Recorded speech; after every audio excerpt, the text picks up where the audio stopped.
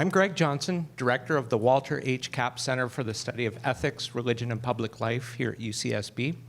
And it's really my great honor to be hosting our guests here, whom I'll introduce in a moment.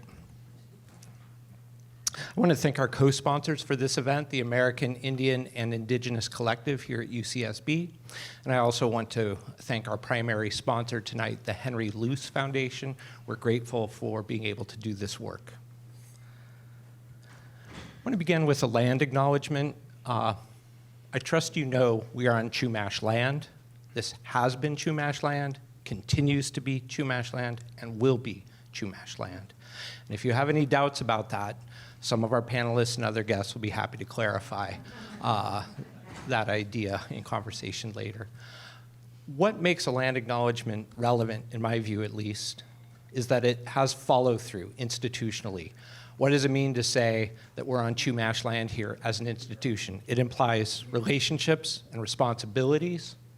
We're trying to make good on that here at UCSB through our work on repatriation. It's no secret that for 30 years we've been out of compliance with federal law, embarrassingly so, astonishingly so. We've turned the corner, I'd like to think, over the last few years, guided by the UC policy on repatriation. We're working with our Chumash partners to get the ancestors home. That work's happening. It needs to continue to happen. It takes funding, it takes goodwill, it takes ethical responsibility. We're getting there. I hope we stay the course. I want to offer a few orienting remarks to start the conversation before I defer to our guests, and I'll be short here. For those of you who don't know, what is repatriation? Let's address that question. In the sense we mean it here today, it's the return of ancestors back to their rightful homes, okay, and also their objects.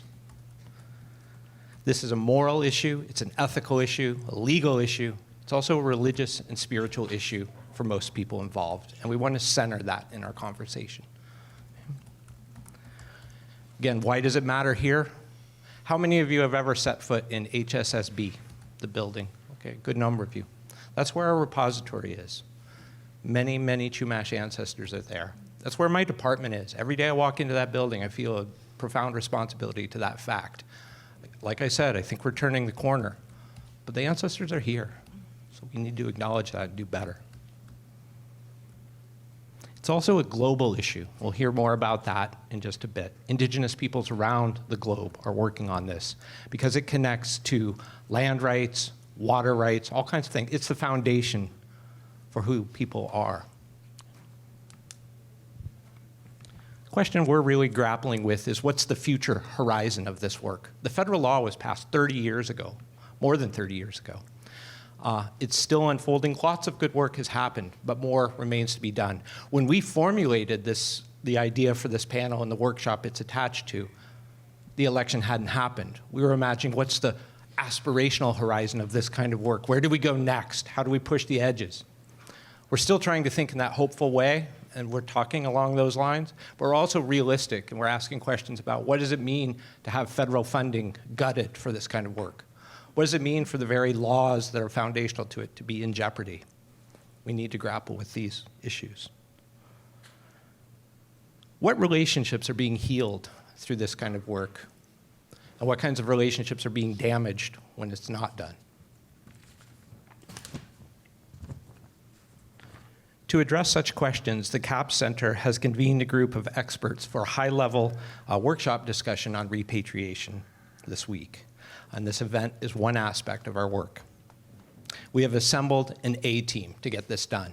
These folks are experts. They've all been doing this work for decades at various levels on the ground, in legislatures, theoretically, practically. They're the ones getting it done. In their brief presentations, each of our experts will give a glimpse of the work they have been doing. Each will have about 10 minutes to speak.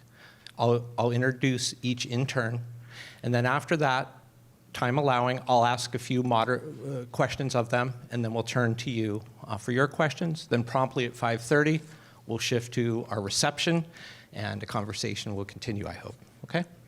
So that's the nature of what we're doing here. Christina Gonzalez is an enrolled member of the Coastal Band of the Chumash Nation.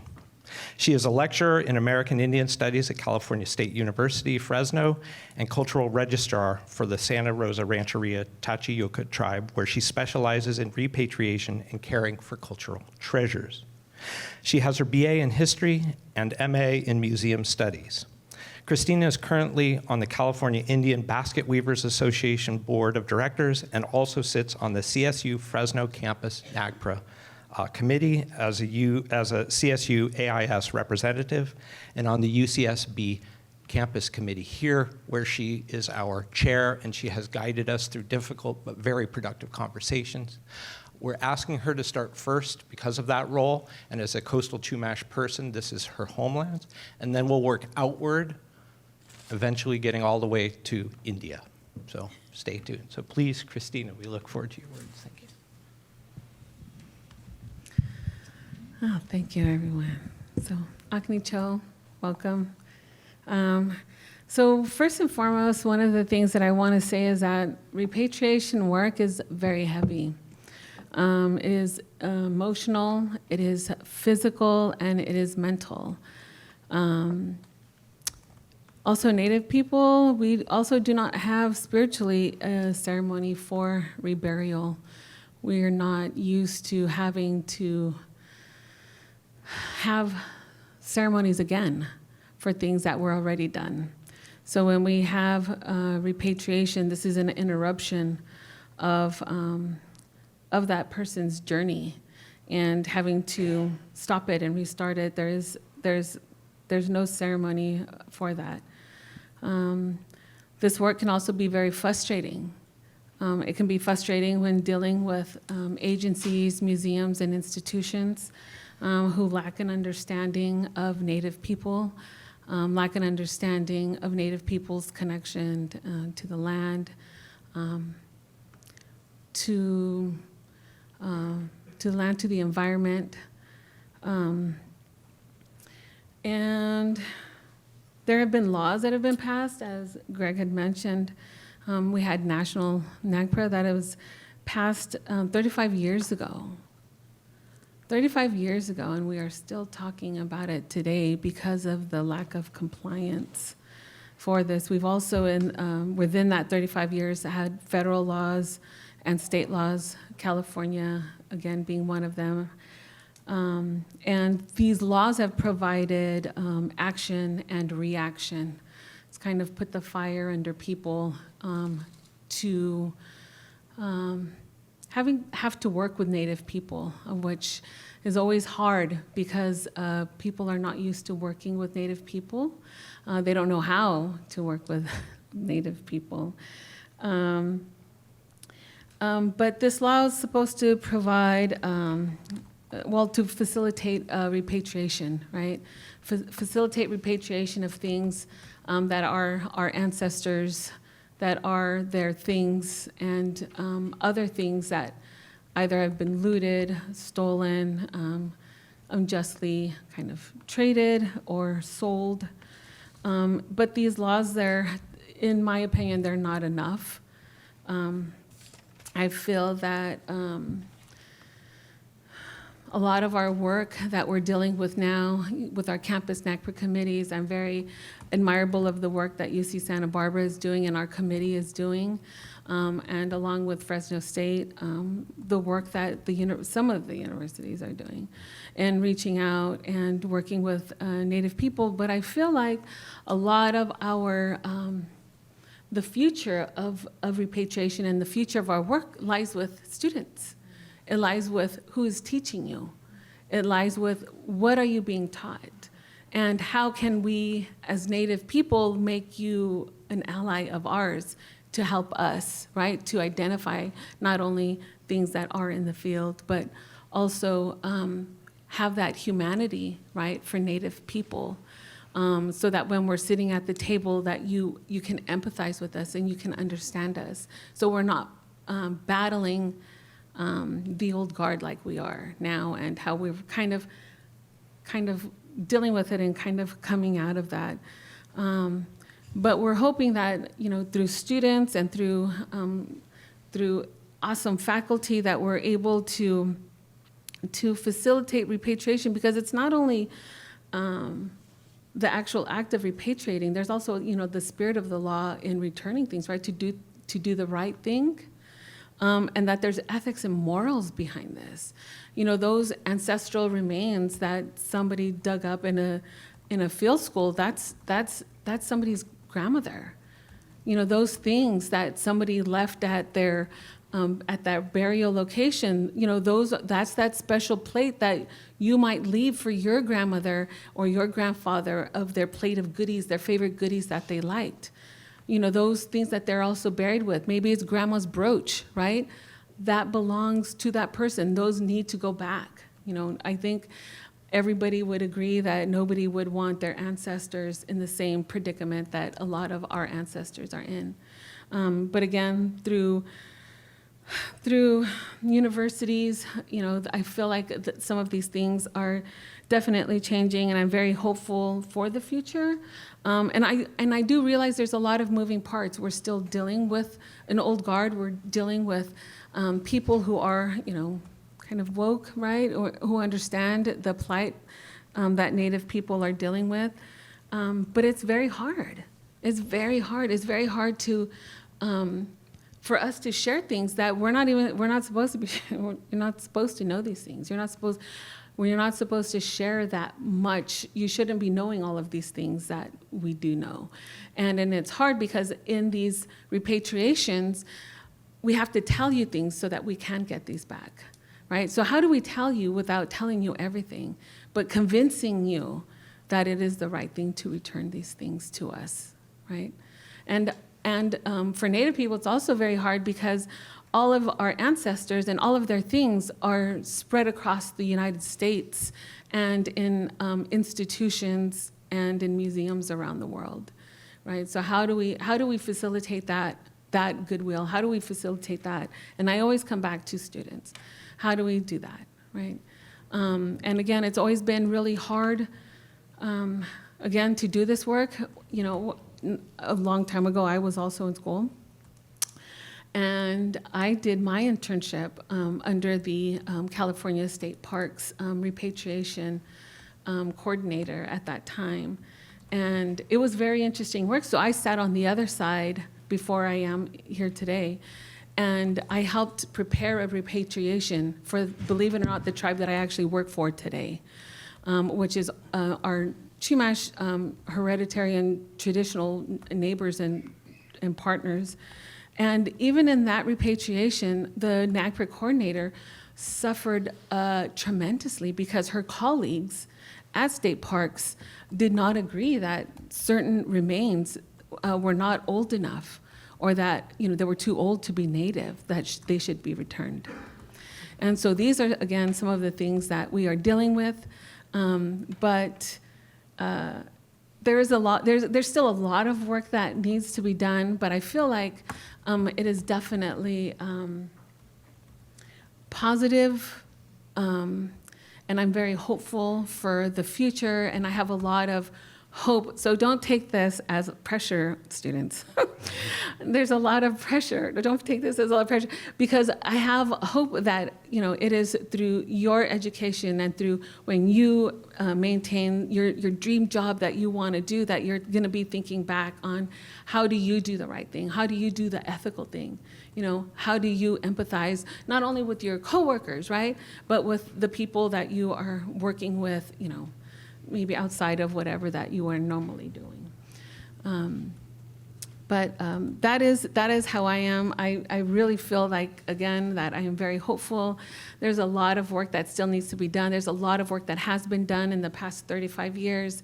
I'm thankful to also be in California and be a native in California, because California strives to give non-recognized tribes, such as the tribe that I am enrolled with, a seat at the table to help bring all of our ancestors home. And so when I'm talking about all of our ancestors, I'm talking about our federally recognized ancestors, our non-federally recognized, because a long time ago they were the same. They were all related, and so a lot of times we're also pitted against each other in several instances. And I feel like that's also something that we need to work on. But it's duly noted. Right. But I am very hopeful and I'm very excited, and you guys have a great group of people up here, and I'm so honored to be up here, and I would like to pass the baton on to the next speaker. Thank you so much, Kakinali. Thank you, Christina. Let's hear it for Christina. All right, our next speaker is Nakia Zavala. Nakia Zavala is Tribal Historic Preservation Officer and Cultural Director for her tribe, the San Ynez Band of Chumash Indians. She has been involved with repatriation for the past 18 years under the leadership of her tribe. Zavala is also an original, and let me tell you, a core member of UCSB's NAGPRA Repatriation Committee. And I tell you what, when we started this work and we needed to move the ball, Nakia could move the ball. And I won't talk about the attitude, the tone, any of that. I'll just say you got that done. My ancestors are happy. Yeah, all right, hon. Well, it's an honor to have you here as well, and so please, thank you. Great, thank you. Hakoila, Maktuka Nakia Zavala, Alapala Hulapu, Nisamala. Hello, everybody. As you introduced you, my name is Nakia Zavala. I am a tribal community member of the San Ynez Band of Chumash Indians located here in the San Ynez Valley. And I'm so happy to be sitting here with Christina. This is a great thing when you see tribes coming together to support repatriation and really moving that ball and getting the work done together. You know, you said so much, and I almost feel like, what am I going to say, you know? And I can just speak to my experience doing this work. And right when I'm looking at some of the panel information and questions and, you know, talking about future horizons for Indigenous repatriation work, for me, I have to go to the past in order to move forward. And I think we know that with just about anything, right? I think we, as Native people, need to look at what's been done in the past and everything that's happened. Because once you start doing that, you really are pulling back different pieces of why things happen. Who's connected? Why are they connected? Why was this getting done? Because if you don't find it, you'll be a little lost. And not only that, but we also find lost ancestors that were moved around in this, I call a black market within the university systems and museum systems where they're mishandling, trading, utilizing ancestors for testing without permission from tribes. You know, so we have to continue to do this work to put the puzzles together and really find the truth out. And, you know, with the new regulations that just came out, there's a lot of discussion around duty of care, how our tribes, how are these institutions enforcing these new changes to the regulations? How are they respecting them?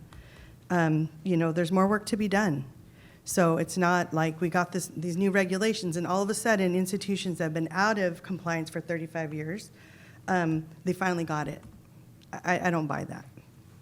You know, now the pressure's on. Now things have changed. So the new regulations did push for tribes and to get into these spaces and no longer be dictated to on how we're supposed to do this work, or tricked into allowing these institutions and museums to keep the ancestors. I mean, these are the truth. This is the truth. We have to speak truth into it. And when I think about education and academia, you know, Christina, you touched upon it a little bit. You know, how can we change the future? These are our future partners. They need to be educated on the truth. You know, I call out department chairs that environmental, archaeology. Now's the time to start changing how we are educating these future professionals. How do you consult with tribes before you begin to do these digs? You know, surveys that's happening out on Chumash land. So, you know, I feel like we have to go to those spaces where these disciplinaries are, and we need to talk truth. And you need to begin to have these crucial conversations with tribes to educate, you know, as much as we can, and also understand these laws that they need to learn. And this is part of them getting into the spaces of where our ancestors could be as they're doing these digs, any type of archaeological material that they're coming across. I mean, I can't tell you how many collections are out there because of work that they did while they were getting their degree. And there's a lot of work that needs to be done to correct these areas and the continued collection and archiving of the material. What else can I say? I want to give respect to those that are in the room. Kathleen Marshall, she's our NAGPRA representative. Kathleen, if you could please stand up. She is also the vice chair of our Elders Council. So she's my, well, not mine, but our tribe's representative for NAGPRA, as well as Bo Armenta. And I'd like to show respect to all the other Chumash people in the room as well. Eleanor, Haku, thank you for your prayers.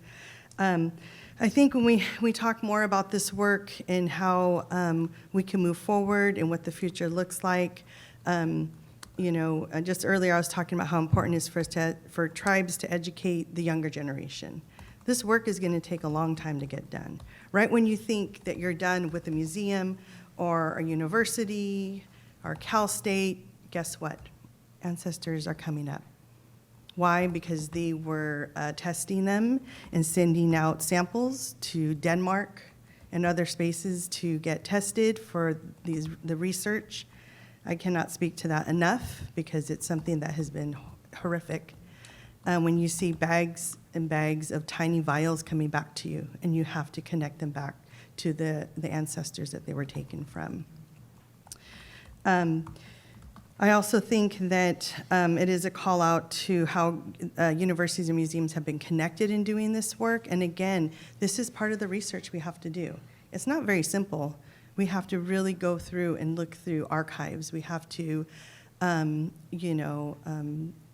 research as much as we can and try to find where they're at. And the sad part of it is that means that when we repatriate them, they're not complete. And that's really hurtful.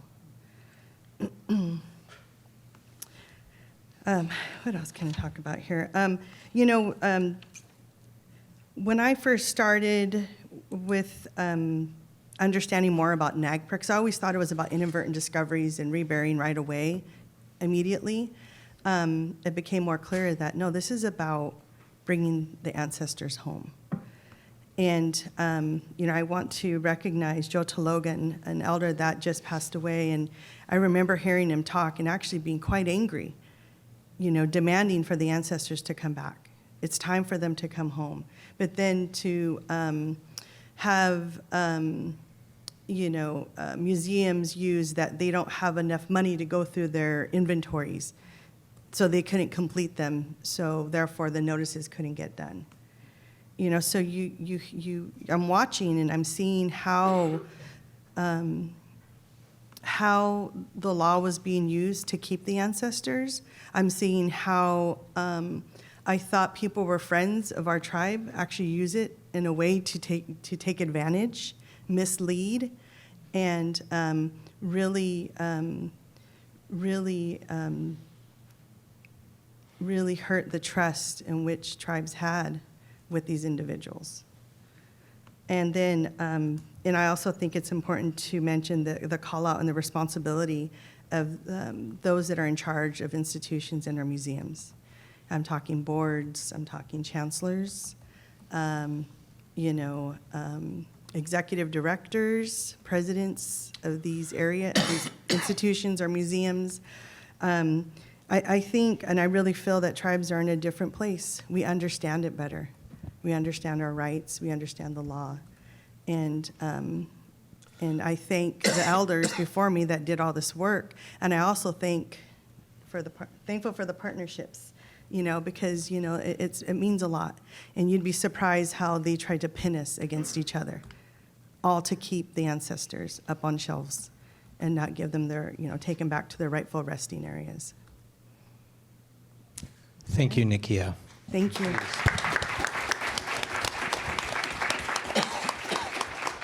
Okay, next we have Justin Richland. He is professor and chair of the Department of Anthropology at the University of California, Irvine, and he's a faculty fellow of the American Bar Foundation.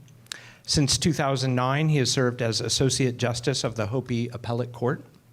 From 2015 to 2019, he served as adjunct curator of North American anthropology at the Chicago Field Museum, and now serves as a member of UCLA's Repatriation Review Committee.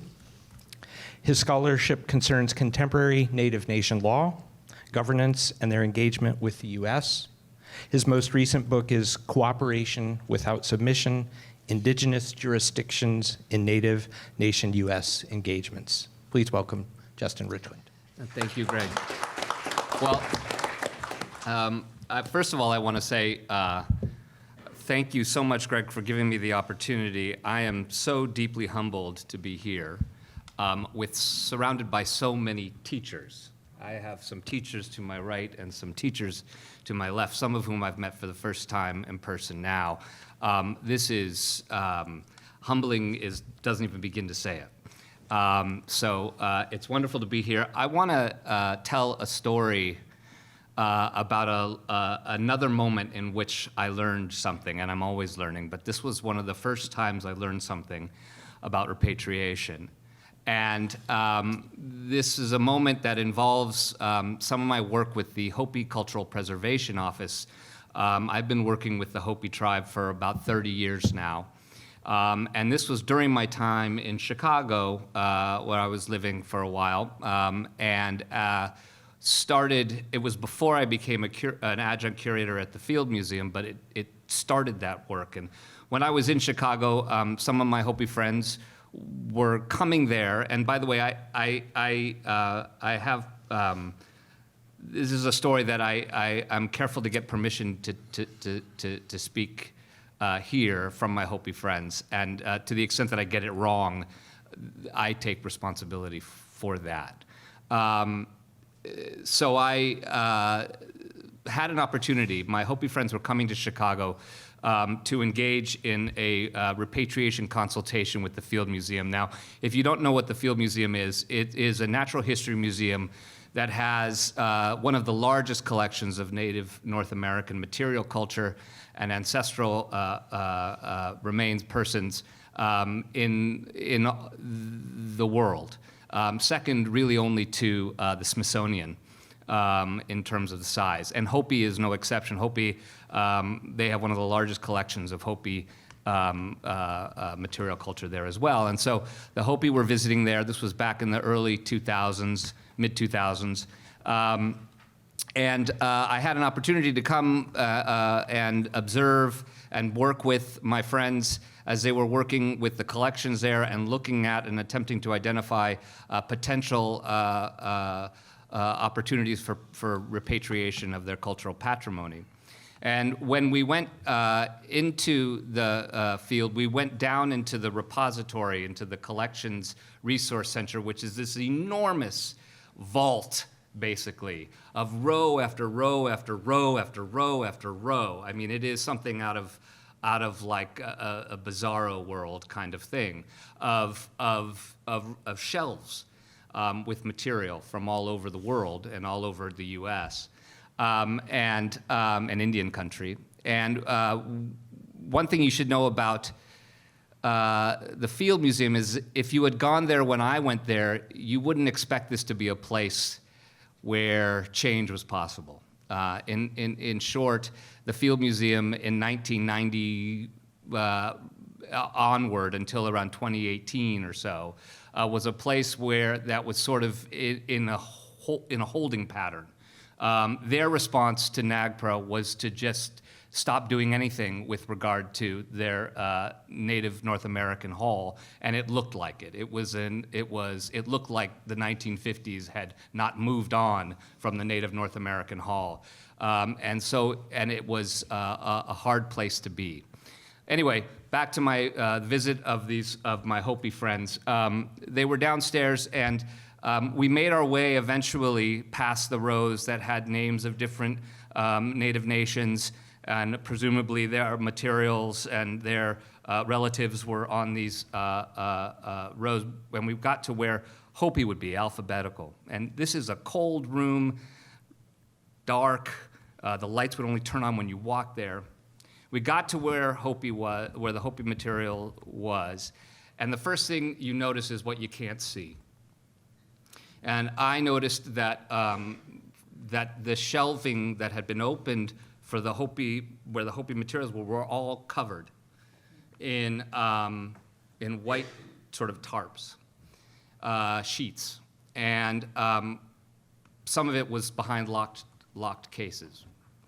And I became aware that actually the same team of Hopi cultural preservation officers had been there before and had requested that all this material be kept behind and not available for casual view, even by members of the curatorial staff and the collection staff there, on the idea that they had to get permission before they could even begin to handle or look at any of those materials, and that they had to work with the tribe in order to do that. I thought that was interesting, and I thought, that's the start of maybe something as a first step. And that they did it struck me as maybe the beginning of something, but again, upstairs it was still the same old, same old. And then I saw something else. So that was what I didn't see, and then I saw something that was really remarkable to me. And where the placard would have said Hopi on the side of the thing was, the name had been taken out, and instead there was hanging what the Hopi call a paho, which is a prayer feather. Now the Hopi, my Hopi friends tell me that you affix a prayer feather to the beings of the world that you owe a tremendous responsibility for their care and well-being. And you affix it to persons, places, all of these animated parts of your world, parts of a Hopi world, where there is an ongoing expectation, and you breathe your life and your hopes into that feather, and then you place it.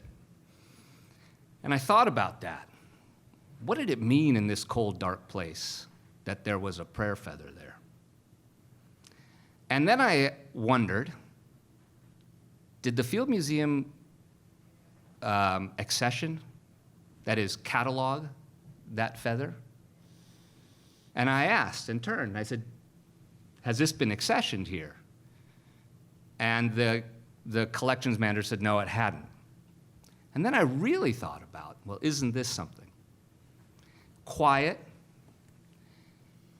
but profound in the way in which a Hopi obligation was placed anew in a place that had been for so long foreclosing Hopi opportunities and values to be presented. It was not Hopi as a kept culture. It was Hopi as an organizing principle, an organizing logic of how to care for the beings there. And it made me realize that with regard to repatriation's future, whatever else it might be, and let me assure you, it is not easy. It is tough. Even, and to the little that I have seen and observed, it is profoundly challenging for all involved. But what futures exist for this have to do with the opportunities for new forms of relationship, new forms of mutual care and responsibility that don't, by the way, need to be reconciled.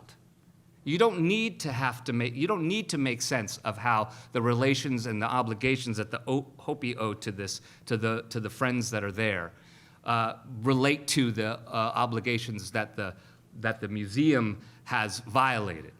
What you need to do is create the space for honoring the possibility that there is a way forward. And so when I think about repatriation's futures, and I think about the ways in which I can talk, and by the way, I'm not a native guy, I'm a Jewish kid from LA, West LA. So when I understand my role here amongst all my teachers and folks, I think of how can I sort of convey the import of this work to the heads of these institutions? How can I convey how critical it is? I think of that feather, and I think of the prayers that we all can maybe create space for, even in the darkest, coldest places of our history. Thank you. Thank you, Justin. Wow.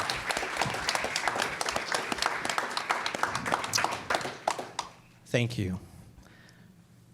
Next, Walter Echohawk Pawnee is past president of the Pawnee Nation from 2020 to 2023, an attorney, tribal judge, legal scholar, and author.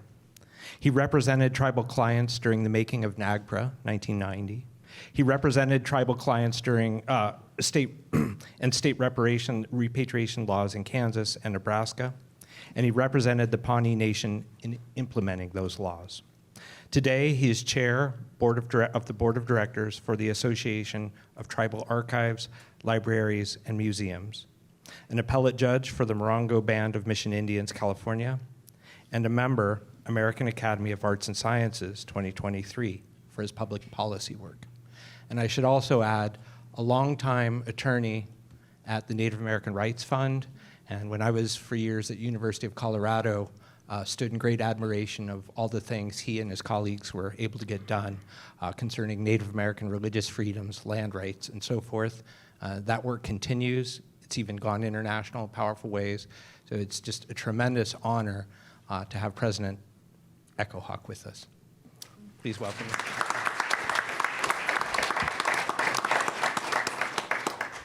Gee, I can't wait to meet him. Thank you, Greg, and good evening to everyone.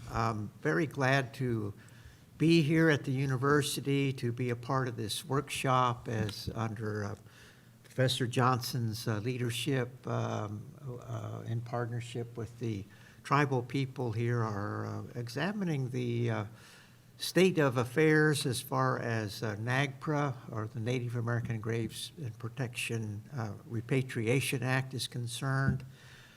You know, it's very ironic that there's probably more dead Indians here on campus than there's live Indians.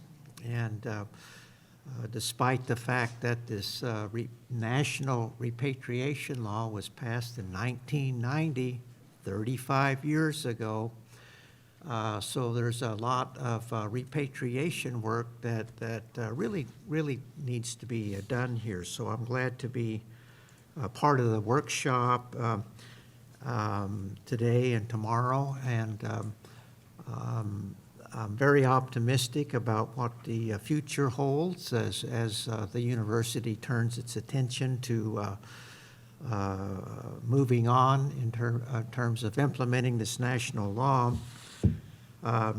As mentioned, way back when I was a young man, I had the opportunity to represent tribal clients during the making of the NAGPRA statute, as well as a couple state laws as well, and then to go on to implement them for my own tribe, the Pawnee tribe, which is indigenous to the central plains of North America. And I'm just very glad to see that this NAGPRA law that lays down a national policy and national mandates to address this historical injustice committed against the native tribes in the United States by the 1990s.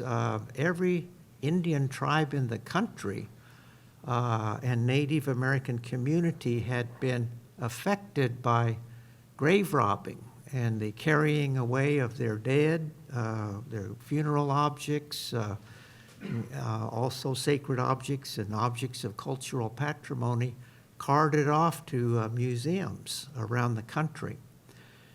And so this was a human rights law, this NAGPRA law, as Senator Inouye on the floor of the Senate during the passage of NAGPRA said this is a human rights statute. And so now we sit here 35 years later, and many colleges and federal agencies and museums have fully complied with the mandates, repatriation mandates of this law. Other universities have not yet done so, and there's been a lot of foot dragging over the decades,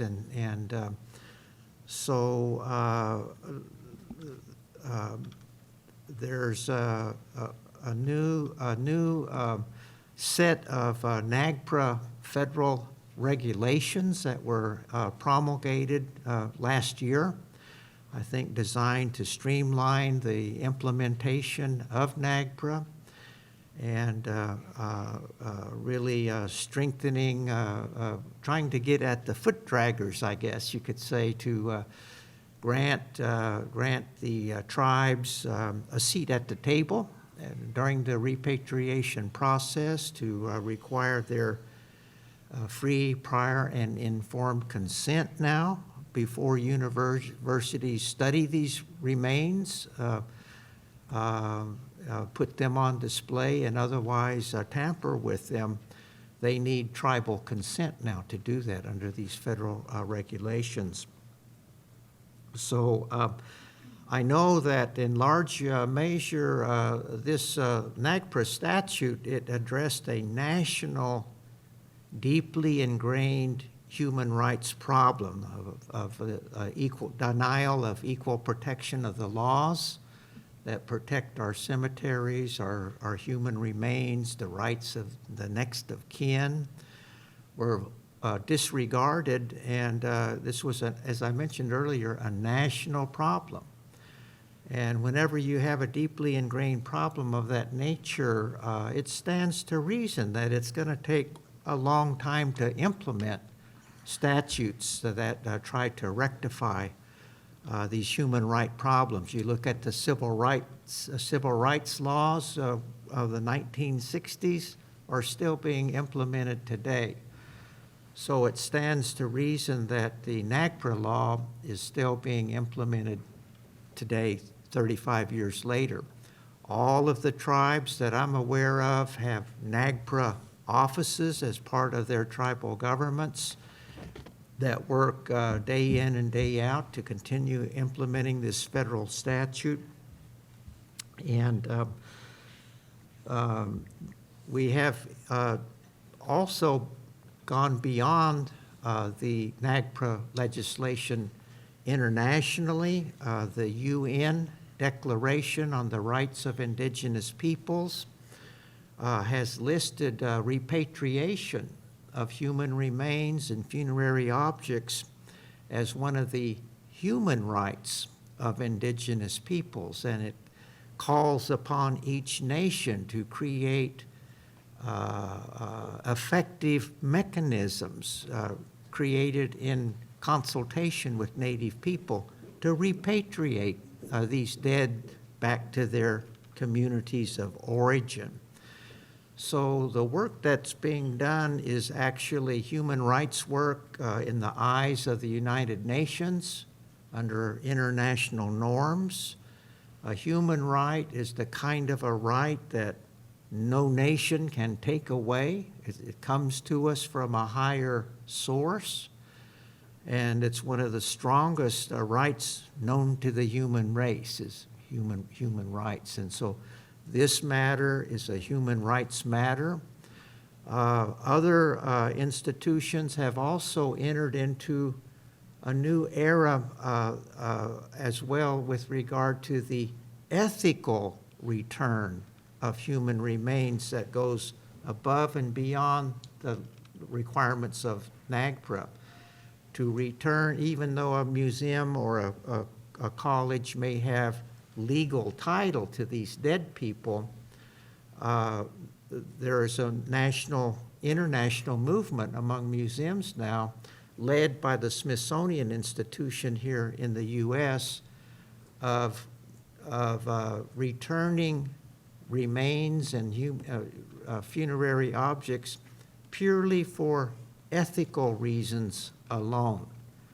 And so that's opened a whole new era of entering into the ethical era as far as repatriation. And so with these developments in the law, the human rights law, the ethical return movement of museums around the world, I think that this opens a new vista here in Santa Barbara for the university in partnership with the local indigenous peoples, tribal nations here in California, to take some big steps to not only come into full compliance with the legal mandates of our national law here, but also to enter into the human rights era, to see repatriation as a human right and also as an ethical matter to do simply because it's the right thing to do. Thank you, President Eckerhoff.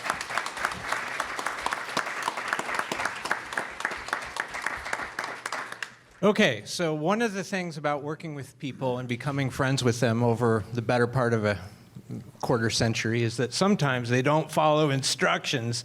I asked our guests to write their own introductions, and here is Edward Halealoha Ayaus. We'll begin with his words. He is a repatriation practitioner and advocate. He is an example of a stupid person who worked hard to accomplish much to the surprise of his parents and the shock of his family and friends. He also happens to be the chair of the Federal NAGPRA Review Committee, and to my mind, the single most successful repatriation activist and advocate in the U.S. context and arguably among leaders in the global context. He gets the work done not only for his home community in Hawaii, but on behalf of others and in collaboration with others. And I stand in great admiration of the work you've done for so many years and what you've taught me. And it's a great honor to have you here. So, mahalo. Well, I would like to meet him too. Aloha no kako, o Edward Halealoha Ayau, he keiki Reynolds, le aloha Ayau, ku umaku akane me kana wahine o mura moni ka ala ka eo. Ku umaku ahine, he keiki Harriet Ahiona Ayau ne, ku ututu wahine, lawo Paul Komoho li'i hapai, he keiki Samuel ka imina o au ka eo, lawo Hilda na ohio Kamalu Bishaw. Mai ho'olehua molokai mai au, aka noho wau I pauka'a hilo Hawaii. And I don't care what anyone tells you, I was Walter's favorite law clerk at the Native American Rights Fund. That's my story, I'm sticking to it. Quote, when you no longer hear the word repatriation, you will know that there is peace in the world. These are the words of Neil Carter, an Aborigine elder from the Kimberleys. What is the future of repatriation, you ask? My answer is achieved peace. We Oiwi, Native Hawaiians, have done much in the area of repatriation on local, national, and international levels, completing 162 confirmed cases starting in 1990 until now. We have done so through our organization, Hui Mālama Ina Kupuna o Hawaiʻi, which we dissolved in 2015, and now through its successor organization, Hui Iwi Kuomo, of which I am the executive director.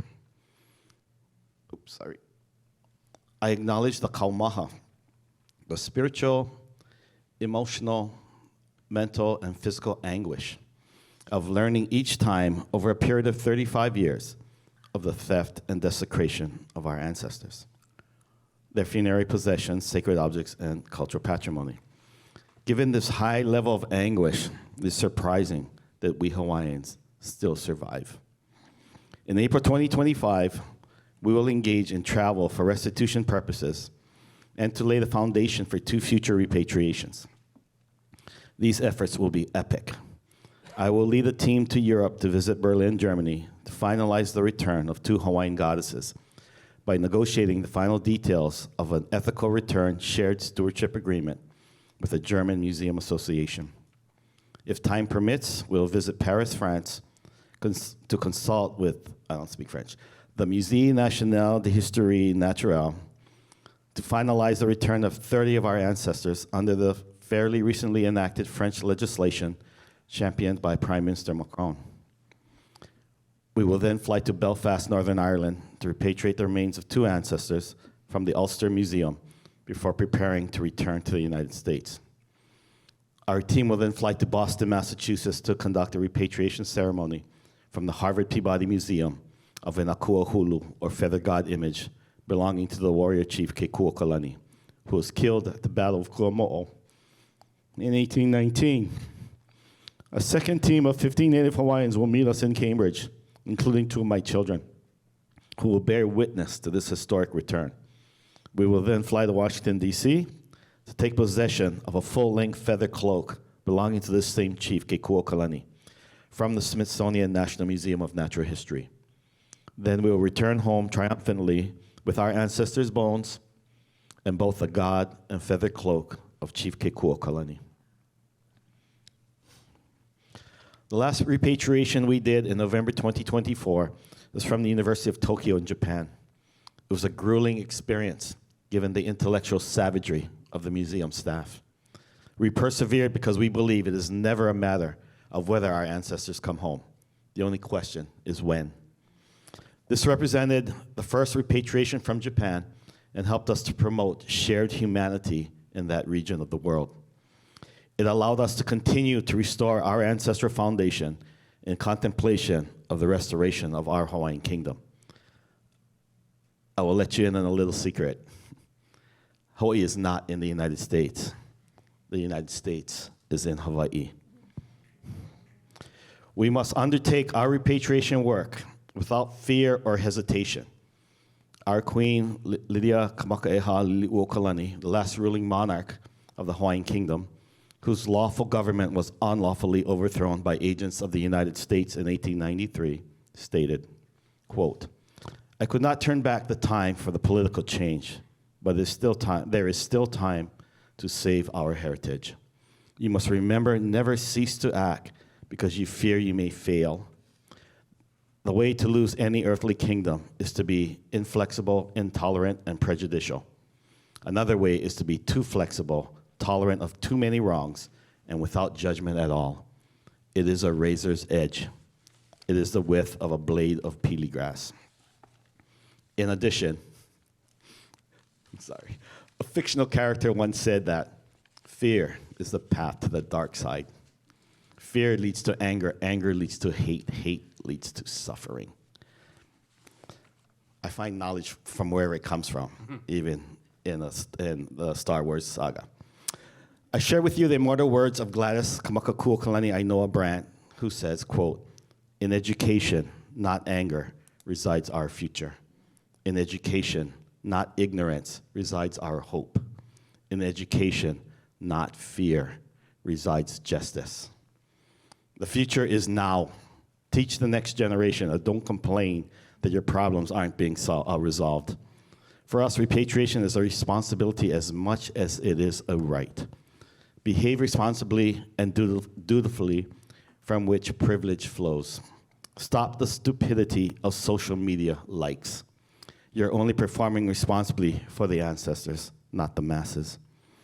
I teach 7 alaka'i, or advanced repatriation practitioners, all of whom are of Hawaiian ancestry, fluent Hawaiian language speakers, IT badasses, and all youthful. I teach them ceremonial protocol behavior and advocacy practices. I teach them to harness their hunting skills, to locate the targets and then advocate for their return. I have a warning for museums and individuals who house our ancestors. We will find you. And then when we do, winter is coming.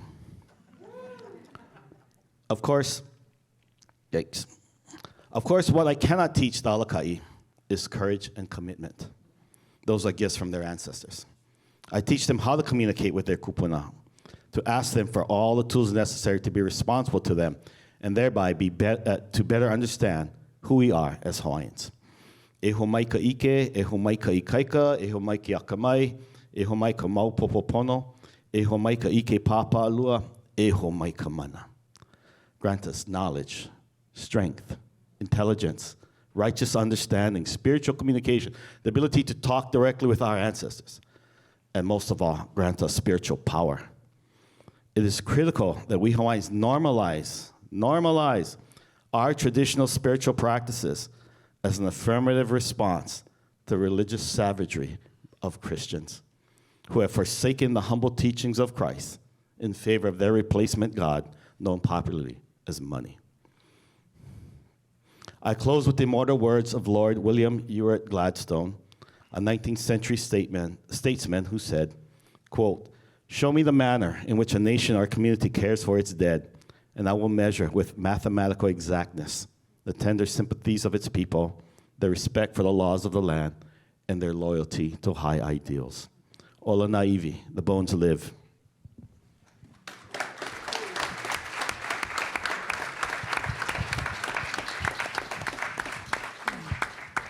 Mahalo, hale aloha.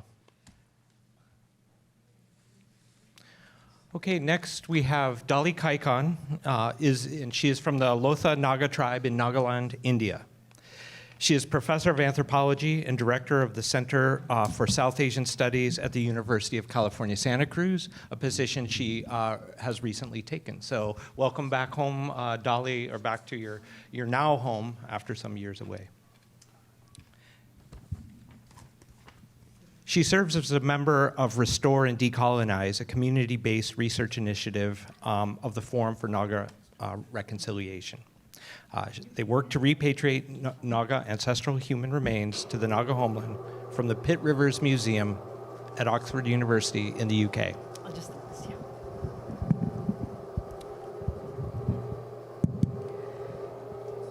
I have 10 minutes, so thank you so much for giving me this time. And I think I'm amongst really honored elders, colleagues, and I want to take this opportunity to honor Edward. I think there are few people in the world who can claim him to be a teacher because of the time and commitment that he has given to other indigenous peoples outside of this continent, and the Naga people are one of them. To give you all a context of why I'm standing here among our indigenous colleagues and elders from the North American continent, I am a Naga and I come from the Eastern Himalayas. And I believe that the repatriation process is a journey. And as you hear about centuries of hard work that's gone in here on this land and the repatriation journey, I come here with an education, I think with an exposure that I want to give you all about where the repatriation process and what kind of doors it has opened to other indigenous peoples around the world. The Naga people are around 2 million of us, and we are a transnational community.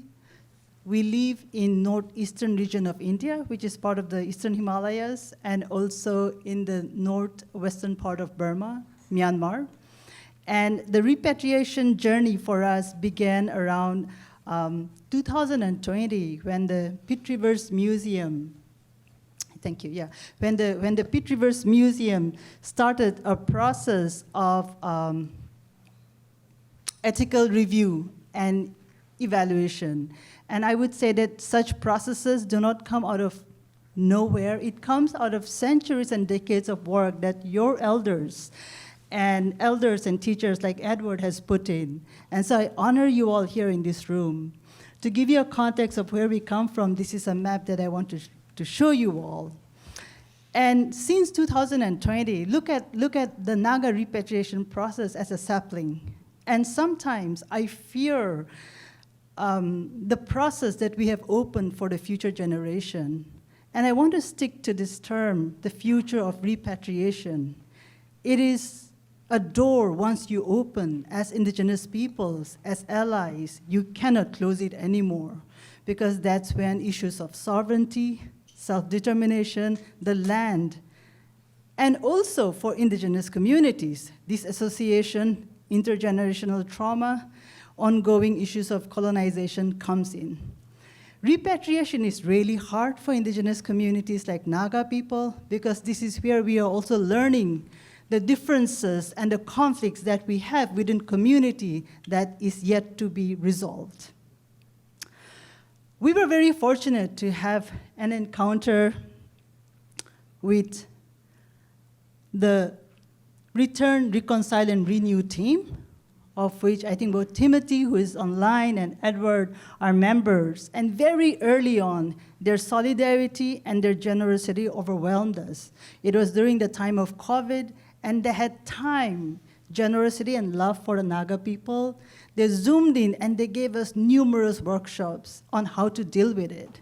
And one of the primary things that Edward told us that we put it in our hearts was be mindful of the spiritual realm. Darkness will come, you all will start to fight, you all will have a rage that surfaces. Watch for that. Do not let the enemy win. The Naga people were converted to Christianity by American Baptist missions in the mid-19th century. So the process of repatriation is also an ongoing conversation and debate between the church. 97% of Nagas who live in India are American Baptists. So this land actually is connected to the story that I'm telling you all about for the churches, what kind of role they begin to play.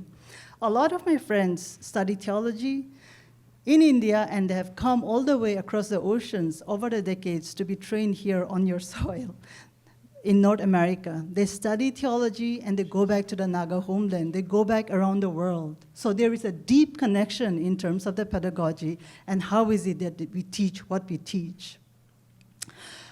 One of the things that I want to quickly show you all, I'm giving 5 minutes aside for a video that I want to show you. It is not a perfect video, but I thought that it's important that you see how the process started. Before the video, I want to show you the Recover, Restore, and Decolonize, and this was inspired by the Return, Reconcile, and Renew elders who told us early on, make sure that you archive it, make sure you carry the young ones with you, make sure you go back to community, make sure that this is not a top-down approach. Edward clearly told us, do not let the museums and people external to the process bully you all. Have a voice. The process of repatriation is so new for the Naga people that I, standing here in front of you, gave the first repatriation speech among the Naga people in the Naga homeland. More than the elders, let me tell you this, my beloved friends, colleagues, and Indigenous colleagues and friends, it was the young people who were set on fire. They had no idea that there was a process like that around the world.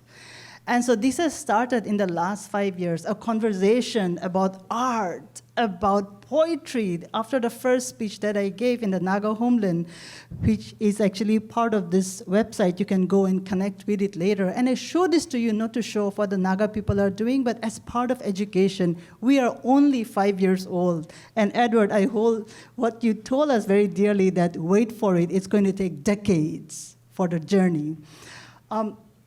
One of the processes that we began to do was put everything that we do online so that the young people from across the Naga homeland can have a sense.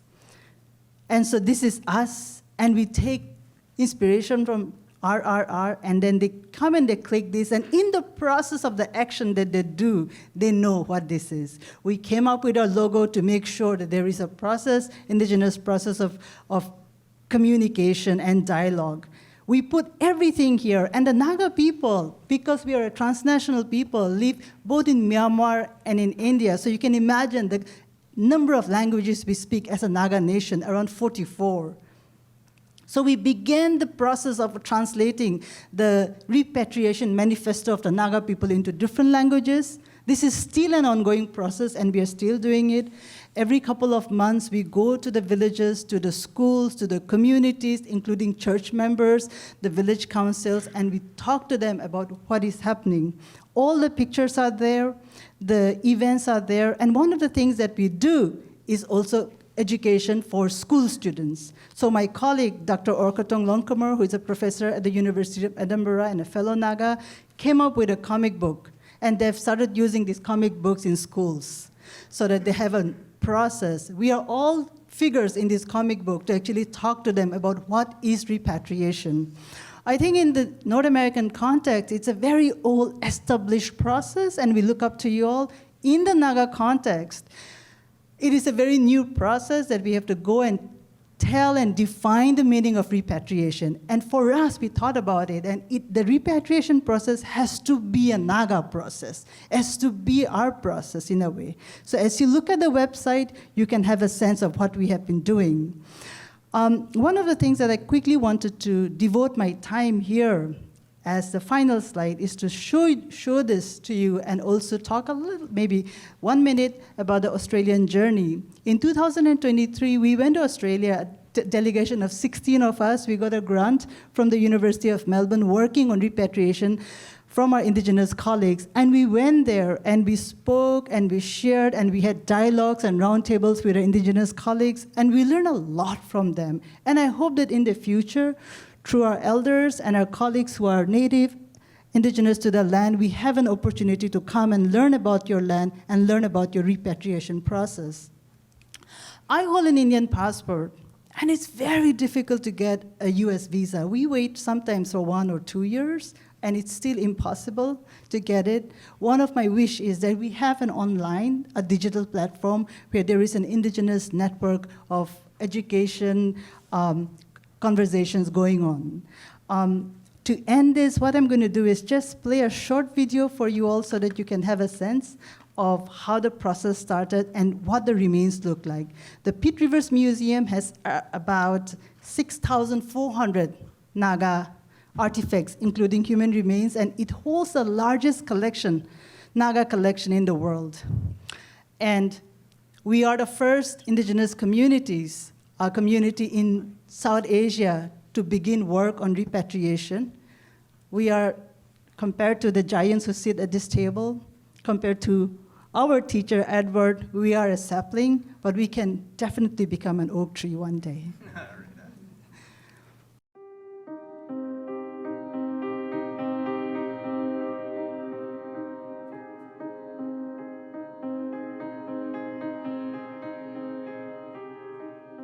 The Pitt Rivers Museum was founded in 1884 when General Pitt Rivers donated his collections of about 27,000 objects to the University of Oxford.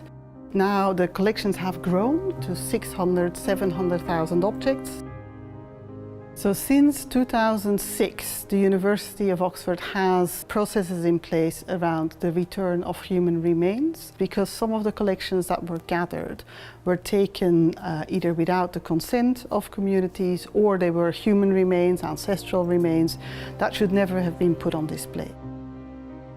So in July 2020, we took the human remains off display from many different parts of the world.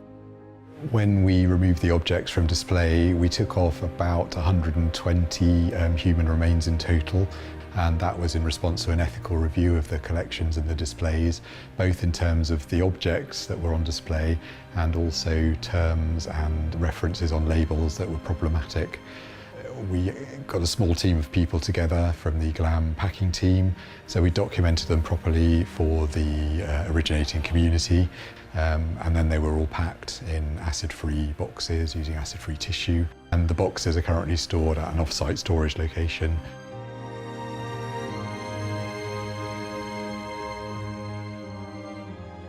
Naga human remains have come into the museum since the museum was founded in 1884.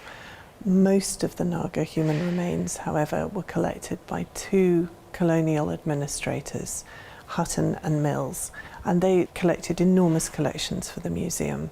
But there are 21 different sources, so 21 different people gave Naga human remains to the museum. So this is the Naga display, and I think this case gives you a really good overview of the types of objects within the Naga collections here at the Pitt Rivers. We've removed human remains from the displays, but there will still be on display objects that have elements of human remains, such as bone or hair. So I think this object may contain some human hair, and that is more work that we need to do and more investigation. We as a museum now are starting to work with communities towards the redress, towards the return of some of these objects. I would like to apologize to the Naga community for not having reached out earlier. We have these ancestral remains.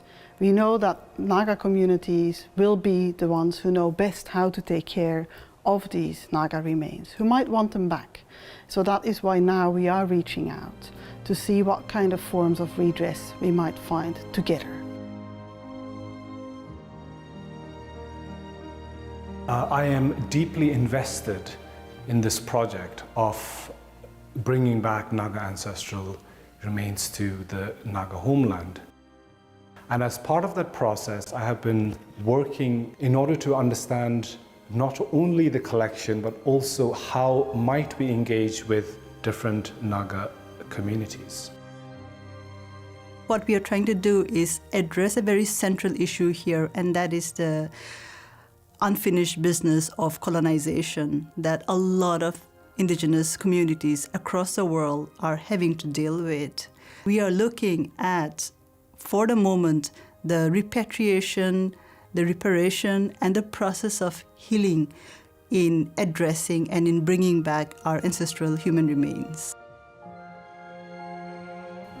This kind of current work is really part of a shift in more of the museums around the world that's happening, where museums are very conscious that some of these objects were taken as part of a colonial legacy. They were part of a sort of very violent past. And to do that work of redress, of societal healing, is really what museums are spending a lot more time on and thinking about. How can we do this?